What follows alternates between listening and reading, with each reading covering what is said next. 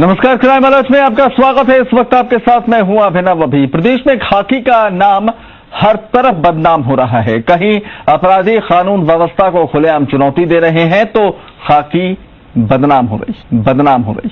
कहीं पुलिस खुद ऐसे गुनाहों की भागीदार बन रही है जिससे खाकी बदनाम हो रही है। एक पुलिस का अधिकारी जो अपने पावर का इस्तेमाल कर एक महिला को जाल में फांसता है, कई सालों तक उसका देह शोषण होता है और फिर उसे ठुकरा दिया जाता है।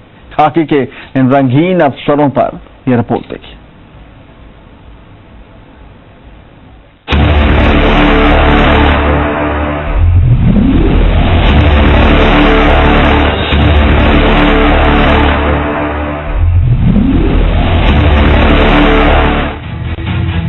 ब्यावर में तैनात हीरालाल सैनी के रंगीन कारनामे ने अभी कुछ दिन पहले ही सूबे की पुलिस को बदनाम किया था, वर्दी को दागदार किया था। हीरालाल सैनी के रंगीन कारनामे सत्ता के गलियारों से गांव की चौपाल तक चर्चा का विषय बने थे, लेकिन अब खाकी के एक और रंगीन कारिंदे के काले कारनामे सामने आए हैं। फिर दागदार हुई खाकी। 6 साल तक किया देह शोषण, महिला को दिया शादी का भरोसा। खाकी के होटल वाले कारनामे। व्हाट्सएप की ये रंगीन चैट देखिए और समझिए कि थाने में जाने वाली किसी पीड़ित महिला को खाकी पहने बैठे गिद्ध अगर ऐसे जाल में फंसाएंगे तो इस रंगीन चैट के पीछे के काले कारनामे को आप समझ सकते हैं। 2016 में शुरू हुई इश्कबाजी के इस खेल का अब भंडाफोड़ हो चुका है। ये है रामलाल मीणा, जो आशिकी के इस खेल में आरोपी हैं। इश्कबाजी की रंगीन तस्वीरें दिखाएंगे, लेकिन उससे पहले पूरी कहानी समझिए। पीड़ित महिला पाली जिले की है और जालोर जिले में उसका ससुराल है। 2016 में शादी के कुछ वक्त बाद ही ससुराल में विवाद हो गया। विवाद के बाद पीड़िता ने बिलाड़ा थाने में शिकायत दर्ज करवाई। रामलाल मीणा उस वक्त बिलाड़ा में एएसआई पद पर तैनात था। यहीं से रामलाल मीणा और पीड़ित महिला की मुलाकात हुई। कुछ वक्त बाद रामलाल की पाली में पोस्टिंग हो गई तो रामलाल ने महिला को ससुराल छोड़ पिहर आने का बोल दिया और फिर रामलाल का पाली में पीड़िता के घर आना जाना शुरू होता है। मेरी शादी बिलाड़ा में हो रखी थी, तो वहाँ सब मारपीट होने की वजह से मैं इतनी तंग परेशान थी कि मैंने सुसाइड करने की कोशिश कर ली। उसी दरमियान रामलाल मीणा वहाँ आए थे और उनको समझाइश करी, फिर मेरे नंबर लिए। कुछ दिन तक उन्होंने मेरा हालचाल पूछा। फिर एक दिन और लड़ाई होने की वजह से फिर मैं रामलाल मीणा से बात करी, मेरे साथ मारपीट हुई थी। इस मामले में बिलाड़ा थाना अंतर्गत एक गांव के अंदर में एक पीड़िता उस समय विवाहिता थी। उसके और उसके पति ससुराल जनों के बीच में जब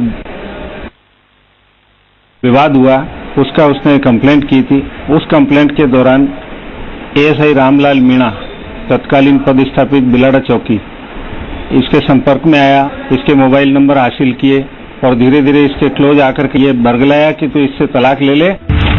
रामलाल ने सबसे पहले पीड़िता के घर वालों को विश्वास में लिया, भरोसा दिया कि लड़की को वो पढ़ने में मदद करेंगे, नौकरी में मदद करेंगे। रामलाल की परिवार में इतनी घुसपैठ हुई कि इश्कबाज अफसर ने उसके घर में ही पीड़िता से पहली बार शारीरिक संबंध बनाए। कुछ वक्त बाद रामलाल का पाली से सिरोही तबादला हो गया और यहीं रिश्तों में दूरियां आने लगी। जिस महिला की मजबूरी का फायदा उठाकर लंबे समय तक शोषण किया, उससे रामलाल ने पीछा छुड़ाने की तैयारी शुरू कर दी, उससे दूरियां बनानी शुरू कर दी। पापा मम्मी को भी पता था, उन्होंने भी उनसे बात करी थी कि मैं आपकी लड़की से शादी करूंगा और इसको जॉब दिलवा दूंगा पुलिस में, और कहीं और भी गवर्नमेंट जॉब वैकेंसी निकलेगी तो मैं उसमें भी हेल्प करूंगा और मैं इसको पढ़ाऊंगा, कोचिंग करवाऊंगा। तो मुझे पसंद आ गई है, मैं अविवाहित हूँ, तुमसे विवाह कर लूंगा और तुम्हें तलाकशुदा के कोटे में पुलिस कांस्टेबल की नौकरी दिलवा दूंगा। पाली में आकर के पदस्थापित हो गया और कोतवाली में रहते दौरान उसने और नजदीकियां बढ़ाई, उसके साथ ही घर रहने लगा। लेकिन जो महिला रिश्तों में गहराई दे चुकी थी उसे अब दूरियां पसंद नहीं थी। महिला पाली से सिरोही भी साथ गई और जब सिरोही से बूंदी के नैनवा थाने में ट्रांसफर हुआ तब भी साथ गई। लेकिन वो ये समझ नहीं पा रही थी कि जिस रामलाल को व्हाट्सएप चैट में वो रानी लग रही थी, जो रामलाल व्हाट्सएप चैट में उसे परी कहता था, वो अब उससे दूरियां क्यों बना रहा है। तब तक पीड़िता अपने पति से तलाक भी ले चुकी थी। लेकिन कुछ दिन बाद जो कुछ हुआ वो इस पीड़ित महिला के लिए चौंकाने वाला था। एक दिन पीड़िता अपने पीहर पाली आ गई। यहां से 15 दिन बाद बूंदी के नैनवा लौटी तो घर में उसे एक औरत और 2 बच्चे मिले। इस औरत की रामलाल के साथ उस वक्त लड़ाई हो रही थी। मुझे उनकी बीवी पहले ही आगे दिख गई थी और बच्चे खेल रहे थे, वो पहले ही उनसे लड़ाई कर रही थी। मैं उनकी भाषा तो नहीं समझ पाई थी, लेकिन क्या रिएक्शन था वो मैं समझ पा रही थी कि वो उनकी बीवी। फिर मैंने उनसे पूछा कि ये औरत कौन है, तो उन्होंने कहा ये इनकी बीवी है। वो यहाँ से कालांतर में स्थानांतरित होकर बूंदी जिले में नैनवा थाने में बतौर वृत्त निरीक्षक पदस्थापित हो गया और पीड़िता से संपर्क तोड़ दिया। पीड़िता इस बात को उसको ढूंढते हुए वहां पहुंची, तब उस पीड़िता ने देखा कि वह पहले से विवाहित था और उसकी पत्नी और 2 बच्चे उसको वहां मिले। जो महिला 5 साल तक इस अधिकारी के साथ पत्नी की तरह रही, जहां भी पोस्टिंग हुई वहां साथ गई, उसे इस दिन पहली बार इस बात का पता चला कि रामलाल विवाहित है, उसकी बीवी बच्चे भी हैं। लेकिन तब तक पीड़िता भी गर्भवती हो चुकी थी। इसके बाद रामलाल ने पीड़िता का गर्भपात कराने की कोशिश की। रामलाल ने इस महिला को अपनी जिंदगी से निकालने की पूरी तैयारी कर ली। एक दिन थाने में रामलाल ने कांस्टेबलों और अपनी पत्नी के साथ मिलकर पीड़िता से मारपीट की। पीड़िता को अधमरा कर कोटा रोड पर फेंकवा दिया। पीड़िता ने बूंदी एसपी से लेकर डीजीपी से मदद मांगी और जब कहीं मदद नहीं मिली तो पाली में आत्महत्या की कोशिश की। लेकिन तभी वकील योगेश शर्मा ने उसे न्याय का भरोसा दिया। पीड़िता को मेरे पास आकर संपर्क करने के सजेस्ट किए जाने पर पीड़िता ने मुझसे संपर्क किया। पीड़िता को न्याय प्राप्ति के लिए हमने फिर से एक बार पुलिस विभाग का दरवाजा खटखटाते हुए थानाधिकारी पुलिस थाना कोतवाली को 4 सितंबर 2021 को एक रिपोर्ट जरिए डाक प्रेषित की। लेकिन खाकी खुद के गुनाहों को दर्ज नहीं करती, इसलिए पीड़िता पाली के कोतवाली थाने से लेकर एसपी कालूराम के पास भी गई, लेकिन कहीं भी शिकायत दर्ज नहीं हुई। आखिरकार पीड़िता को कोर्ट की शरण लेनी पड़ी, तब जाकर शिकायत दर्ज हो पाई है और जांच कोतवाली थानाधिकारी गौतम जैन को दी गई है। लेकिन सवाल तो ये है कि आरोप सीआई रैंक के अधिकारी पर है, तो समान रैंक का अधिकारी मामले की जांच कैसे कर सकता है। लेकिन पाली एसपी जांच बदलने को भी तैयार नहीं है। पीड़िता ने रेंज आईजी से भी गुहार लगाई, लेकिन कोई फायदा नहीं।